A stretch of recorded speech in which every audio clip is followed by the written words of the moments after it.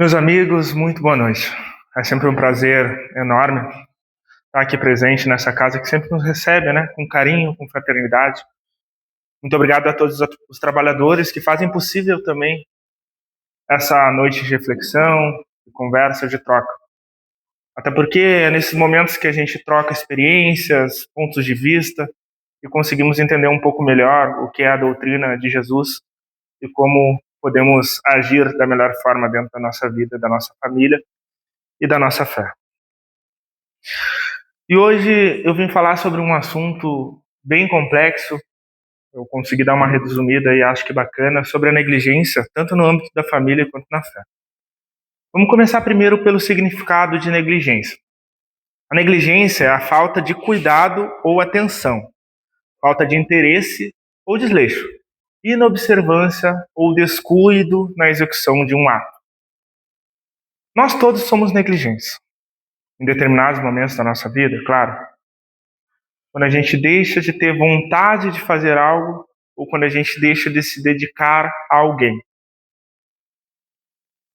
E nós temos diversas formas de negligência dentro da nossa vida. No âmbito profissional, vou citar três aqui para vocês. A médica.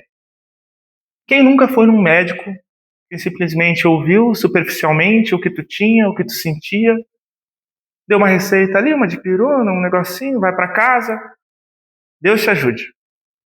Como nós nos sentimos perante um profissional desse, uma situação dessa?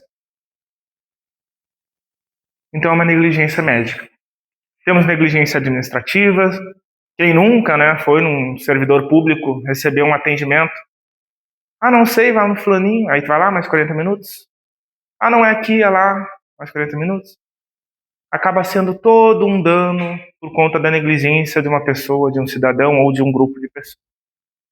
Temos negligência na área mecânica também, né?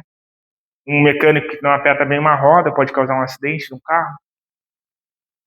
Temos a negligência física, quando nós não cuidamos do nosso corpo, do nosso tempo, né, que Deus deu para nós. Não cuidamos da nossa alimentação, não fazemos exercício. É uma negligência física. A negligência emocional, quando a gente se sente mal ou magoado com algo, e simplesmente, talvez isso seja besteira da minha cabeça. Não vou dar importância porque fulaninho falou que não foi por isso. Não foi isso que ele quis dizer, mas ele disse, mas me machucou. E eu devo dar essa importância emocional. Eu não devo negligenciar, porque isso vira uma bola de neve. E nós temos também, enfim, a negligência familiar. A negligência de uma mãe, quando deixa de dar uma devida atenção ao filho, ou um puxão de orelha devidamente dado. Quando simplesmente se livra, toma o celular aqui para parar de me encher o saco. Né? Quando a criança fica lá incomodando, já deu o tempo, planinho, de usar o celular. Aí a criança começa a chorar, toma mais um pouquinho. É uma negligência de uma mãe. A negligência de um pai, da mesma forma, né? Quando deixa de estar presente, quando deixa de corrigir, quando deixa de cuidar. De um irmão, quando deixa de acolher, deixa de ser o companheiro de vida. A função de irmão é muito importante dentro da nossa vida. E de um filho, que simplesmente se revolta. Não quer mais saber da família, não me entendem. O que eu quero saber com esses velhos, né? Não querem me ouvir. Então é uma questão bem complicada. Mas eu trago aqui um questionamento. E a negligência material? Meus irmãos, o celular de vocês, os nossos celulares, o meu também. Quando a gente compra, a primeira coisa que a gente faz, compra uma capinha, né? Se cair, se quebrar, meu Deus, né? Eu paguei caro. Bota já uma película, vai que eu coloco no meus bolsos da chave, né? E risca a tela. Quando eu compro um carro, eu logo faço um seguro. Vai que eu bato, vai que eu sofro um acidente. Nós não temos negligência material. Nós cuidamos muito mais do material do que o nosso familiar, do que o nosso emocional, do que o nosso físico. Mas voltamos à família.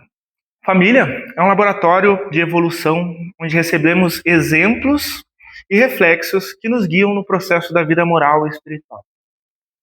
É dentro da nossa família que nós aprendemos como o sistema da vida funciona. Como nós devemos agir, como nós devemos se comportar, quais os limites que são impostos. E é muito interessante a gente pensar que a família não é nada por acaso. Pensem comigo, pensem em alguém na família de vocês, uma pessoa muito querida. Vocês acham que essa pessoa que é querida com vocês apareceu por acaso?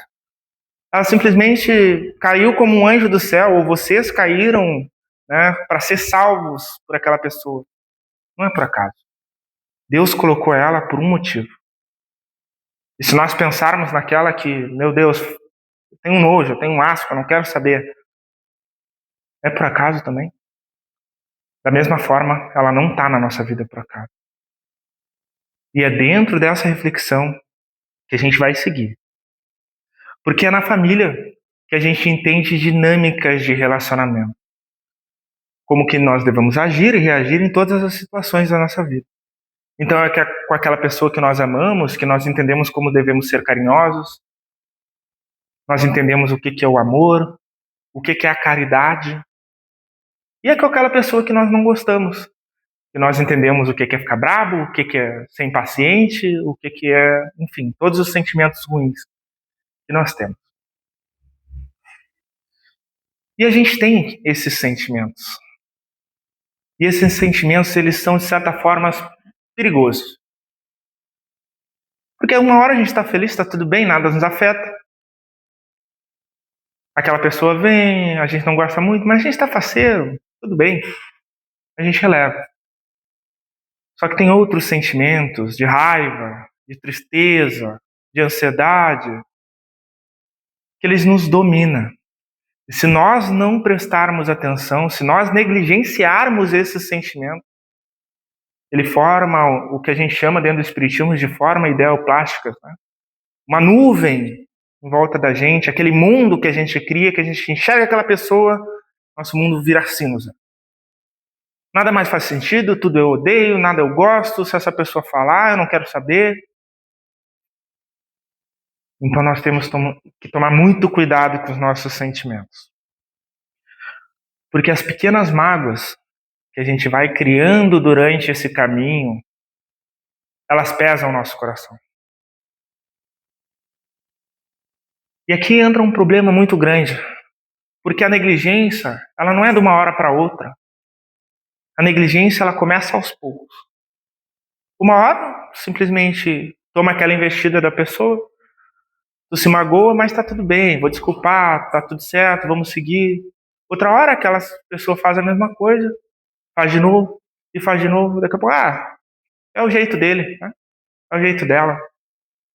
A gente começa a negligenciar aquilo que está nos afetando. E aquilo vai pesando o nosso coração por dentro. Por mais que a gente ache que está tudo bem, uma hora vira uma bola de neve que a gente não consegue segurar, porque pesa o nosso coração. Até o momento em que a gente deixa de cuidar, deixa de sentir. E isso é o que destrói tudo dentro de uma família. A falta do cuidado. E a gente começa a entrar num âmbito muito perigoso que é justamente o vício. Quando a gente simplesmente pega o celular, vou ficar no Instagram? Aquela pessoa não gosto dela, se ela tá lá cozinhando, se ela tá limpando, se ela tá fazendo alguma coisa. Mas, vou ficar aqui no meu mesmo. Ela me incomodou, ela que se vire, né? Quando a gente vai pra nossa série, vou ficar aqui no meu canto, que daí eu não me incomodo. Eu não participo dessa dinâmica, eu não me estresso, tá tudo certo.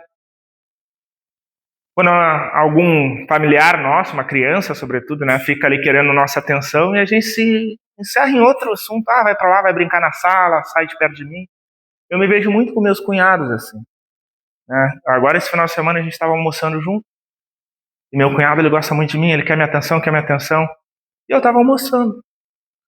E às vezes a gente quer ficar um pouco quieto, né, almoçando, e a criança tem aquela quer atenção. Miguel, faz silêncio. Miguel é o nome dele. Miguel, faz silêncio.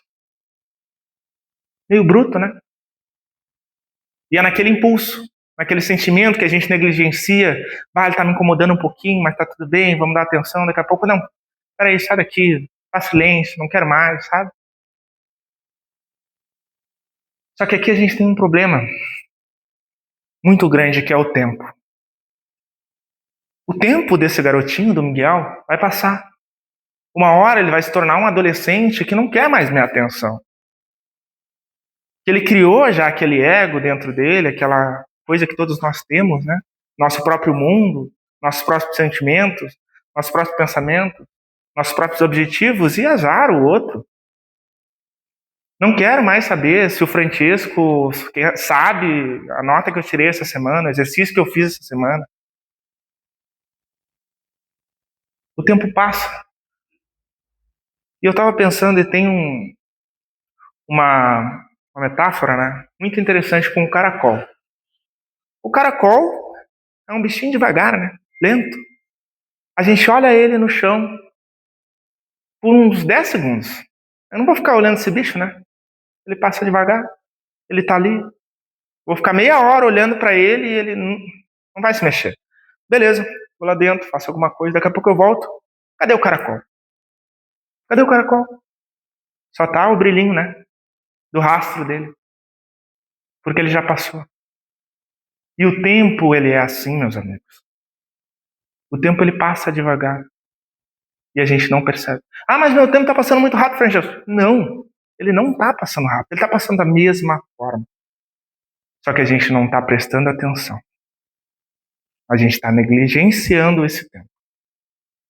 E dentro do âmbito familiar, isso é muito importante. Porque os nossos cunhados crescem, nossos filhos crescem, nossas mães se vão, nossos irmãos vão viver a vida deles. Eu tenho um irmão gêmeo que está lá em Portugal, não tem mais contato com ele. Né? Claro, ligação a gente tem, né? Mas não é a mesma coisa. O tempo passou. E como que a gente se sentiu com isso? O que que a gente deixou de fazer? Ou o que que a gente fez que fez aquele tempo, aquela situação valer a pena? Beleza. Mas o que que tudo isso tem a ver com a fé? Dentro da fé, dentro do Espiritismo, sobretudo, a gente estuda bastante a tal da reforma íntima. Que é justamente isso que eu venho falando para vocês. Como a gente age frente a um sentimento. Como a gente age frente a uma situação. A gente começa a perceber nossos atos, nossos pensamentos, para tentar corrigir eles. E essa fé, esse conhecimento sobre o que Jesus nos ensina, de amar ao vosso próximo como a si mesmo, nos liberta. Porque é ali que a gente entende que a gente deve amar o outro para que o outro nos ame de volta. E não o contrário. Só vou amar o outro se ele me amar primeiro.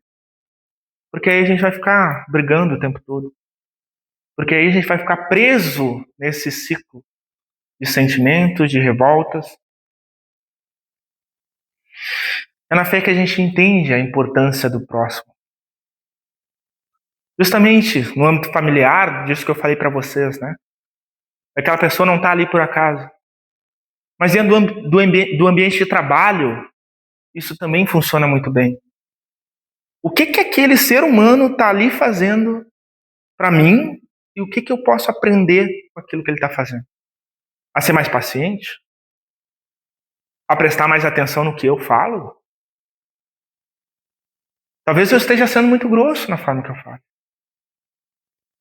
E aí eu reclamo que ele não é meu amigo, que ele fala mal de mim pelas costas, a fofoca, né?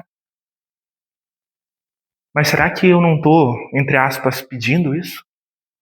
Me comportando da forma que eu me comporto? E a fé, ela nos traz muito isso, o Espiritismo nos traz muito isso, por conta de uma coisa muito importante, a oração.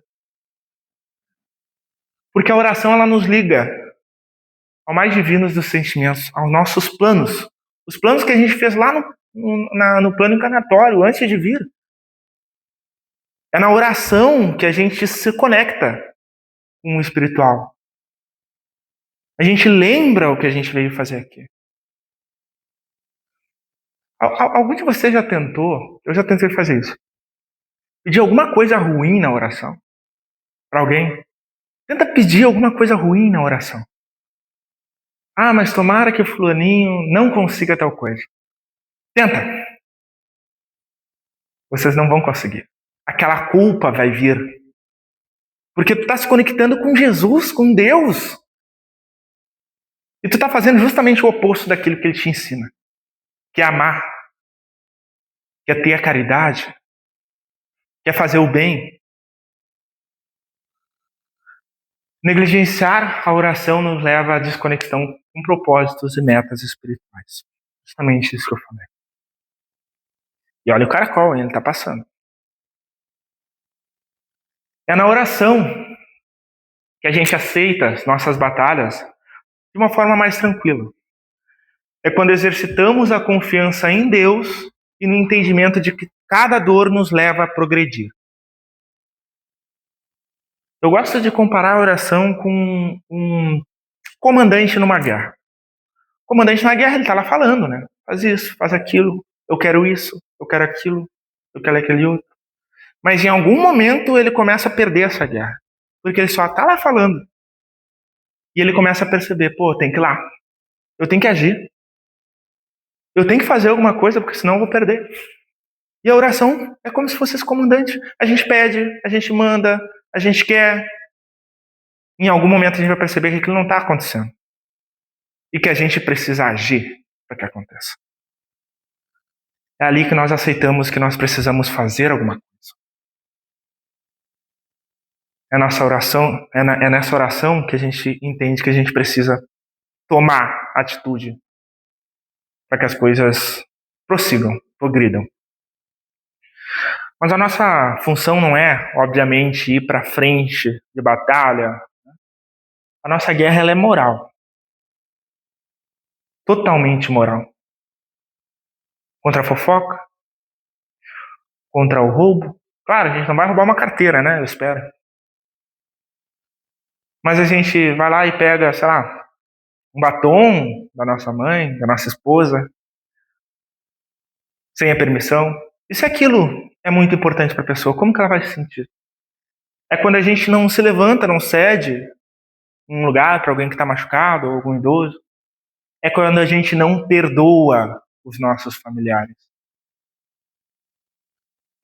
É quando a gente vê alguém em alguma dificuldade e não ajuda. E aí depois a gente vai para casa, tem comida, tem cama, tem abrigo, tem família, tem tudo. E ainda a gente se dá o luxo de reclamar, né? Dizer que tá ruim. E eu trouxe dois textos para a gente analisar, porque a gente passa muito rápido dentro do Evangelho segundo o Espiritismo e a gente não percebe algumas coisas. E eu quero compartilhar com vocês, principalmente o capítulo 7, Sede Perfeitos. O homem de bem. Olha só. O verdadeiro homem de bem é o que cumpre a lei de justiça, de amor e de caridade na sua maior pureza. Ele interroga a consciência sobre seus próprios atos. Se fez a outrem tudo o que desejaria que lhe fizesse. Sobre seus próprios atos. O que eu fiz de errado? O que eu posso fazer melhor? A gente ama apontar o dedo. A gente ama dizer que o outro fez, porque eu não consigo, porque fulano faz tal coisa para mim. Mas o que eu posso fazer de diferente? Como que eu posso me comportar melhor? Com o meu marido, com a minha esposa, com a minha mãe, com a minha irmã? Para que essa situação toda mude. Deposita fé em Deus, na sua bondade e na sua justiça, na sua sabedoria. Sabe que sem sua permissão nada acontece. E se lhe submete à vontade em todas as coisas. Possuído do sentimento de caridade e de amor ao próximo, faz o bem pelo bem, sem esperança de recompensa. Retribui o mal com o bem. Toma a defesa do fraco contra o forte e sacrifica sempre seus interesses à justiça. O ego, meus amigos. O ego está aqui. Eu sacrifico o meu ego por aquilo que é certo. Eu admito que em certas situações eu de fato errei. Eu de fato fui rude. Eu de fato negligenciei o sentimento daquela pessoa. A minha esposa agora, essa semana, ela fez alguma coisa muito legal pra mim. E ela, em troca, já antes de fazer, ela pediu: deixa eu assistir minha série. Eu tava vendo jogo de futebol. E aí eu, amor, já vai acabar, tal. Mas ela foi fazer. Era café da manhã, ela ia preparar ovos cozidos, né? Pro outro dia. E aí ela voltou, fez e ficou ali, esperando. Eu falei: só mais 10 minutos já vai acabar. Ela começou: mas eu queria ver, porque daqui a pouco eu não vou conseguir. Eu fiquei bravo.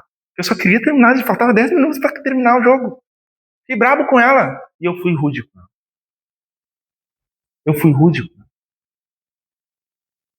Beleza, dei o controle, fui tomar meu banho. Aí eu no banho pensando: cara, precisava disso? Ou ela foi lá fazer o nosso café da manhã de amanhã. E eu fui rude. Tá certo que ela não precisava ter me incomodado tanto, não precisava ficar ali me cutucando, tá certo. Mas eu errei em ser rude. Não interessa se ela errou em me incomodar. Isso é uma parte que ela vai resolver com ela. Eu preciso entender o que eu fiz errado. E a partir daí, eu tomo uma atitude, peço desculpas, né? E não cobro, tu não vai me pedir desculpa por tu ter me incomodado? Não. Desculpa, eu fui rude contigo, tá tudo certo, deu, acabou. Se ela me pedir desculpa, tô ganhando. Senão, é isso. Encontra satisfação nos benefícios que espalha. Seu primeiro impulso é pensar nos outros antes de pensar em si. Fazer o bem, né, ao próximo, porque esse é o único caminho da felicidade. Em todas as circunstâncias, toma por guia a caridade, tendo como certo que aquele que prejudica a outrem com palavras malévolas, a fofoca, que fere com o seu orgulho e o seu desprezo a suscetibilidade de alguém, que não recua à ideia de causar um sofrimento, uma contrariedade, ainda que ligeira, quando a pode evitar, falta o dever de amar ao próximo. E aqui é uma questão muito interessante, porque o amor, ele não é um sentimento. O amor não é um sentimento. O amor é uma escolha. A paixão é um sentimento, a felicidade é um sentimento, mas o amor, ele é uma escolha. Jesus escolheu amar a todos nós. Independente se a gente fosse bandido, se a gente fosse assassino, se a gente fosse da igreja, se a gente não fosse. O amor é uma escolha. É quando eu amo me importar, quando eu escolho me importar com o sentimento de alguém. Quando eu escolho me importar com o próximo. Isso é o amor. É indulgente. Indulgência é a gente não aumentar o erro do outro, né? Não botar em ênfase a característica, alguma coisa ruim do próximo. Então, é indulgente para as fraquezas alheias, porque sabe que também necessita de indulgência. E tem presente essa sentença do Cristo. Atire-lhe a primeira pedra aquele que se acha sem pecado. Estuda suas próprias imperfeições e trabalha incessantemente em combatê-las. Todos os esforços emprega para dizer no dia seguinte que alguma coisa traz em si melhor do que na véspera. Eu reflito, eu faço a minha reforma íntima, eu entendo se eu errei e amanhã eu tento ser melhor. Tudo bem se eu errar amanhã, tá tudo certo. Mas eu reflito, eu vejo, eu tento.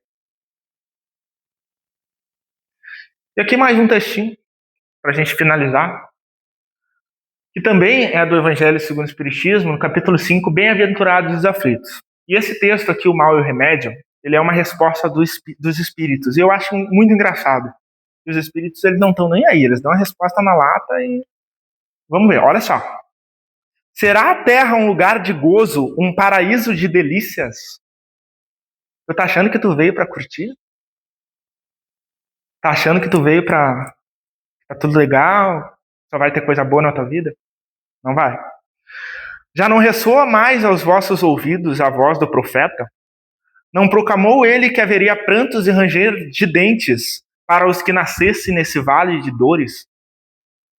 Volvei o olhar para o céu e bem dizer do Senhor por ter querido experimentar-vos. Todos nós carregamos as cruzes que nós conseguimos. Jesus não vai colocar nenhum fardo que nós não consigamos carregar. Se a dor vem na tua vida, meu irmão, é porque tu tem a capacidade de levar ela.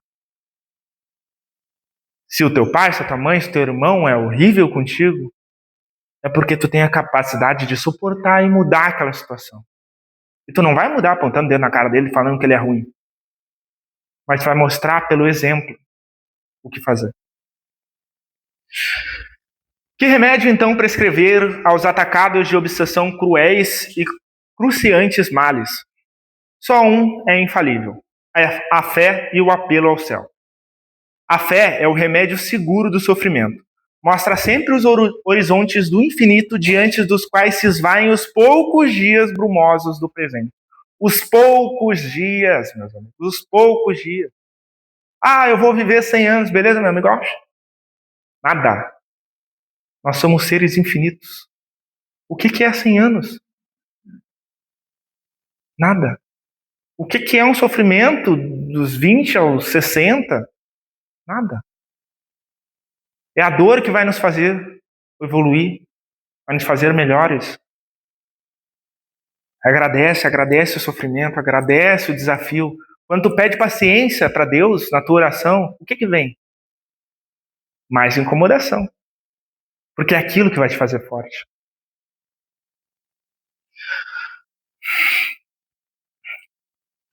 O Cristo vos disse que com a fé se transportam montanha. E eu vos digo que aquele que sofre e tem a fé por amparo ficará sobre a sua égide e não mais sofrerá. Os momentos das mais fortes dores lhe serão as primeiras notas alegres da eternidade, entoando com os anjos hinos de reconhecimento e de glória ao Senhor. Meus amigos, a negligência não é falta de capacidade, é falta de atenção e de prioridade. É quando a gente escolhe amar, é quando a gente escolhe dar a devida importância àquele familiar, àquela pessoa, àquela situação. Jesus já nos dizia: onde estiver o teu tesouro, ali estará teu coração. Então, por que, meus amigos, a gente não bota o nosso tesouro na nossa família? No nosso irmão, na nossa mãe, no nosso pai? Isso aqui é valioso, é isso aqui que eu quero ver bem. Por que a gente não coloca na nossa amizade o tesouro? Em ajudar o próximo a chegar nos seus objetivos. Amar. Muito obrigado.